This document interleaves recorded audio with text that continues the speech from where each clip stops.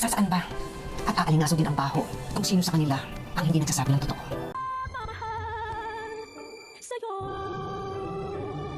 Napakagaling talaga ng plot twist na naisip ng director at writer nitong Attorney Lilet Matias dahil ang lahat nga ay napaniwala na inosente talaga ang nasasakdal na si Ino. Yun pala, sa pagkakataong ito ay ang sinungaling naman na si Trixie ang nagsasabi ng katotohanan. Buti pa ito may moral lesson na huwag magsinungaling dahil sa oras nga na magsasabi ka na ng katotohanan ay wala nang maniniwala sa'yo.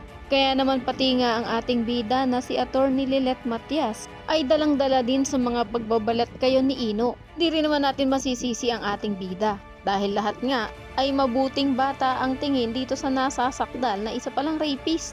Samantala, mas lalong naramdaman ni Lilet na mali nga ang ginawa niya na pinaglaban niya pa rin itong si Ino kahit na napapansin niya na parang hindi na nga ito nagsasabi sa kanya ng katotohanan bago simulan ang last trial. Pagkat matapos nga lumabas ang desisyon ng korte, ay sinadya na siya ni Trixie sa pamamahay nila upang sabihan siya na mali ang naging desisyon ni Lilet. Pagkat ang Trixie nga daw na nakikita niya sa korte ay hindi ang kilala niyang Trixie na sinungaling, kundi isang biktima ng rape at pawang katotohanan lang ang sinasabi.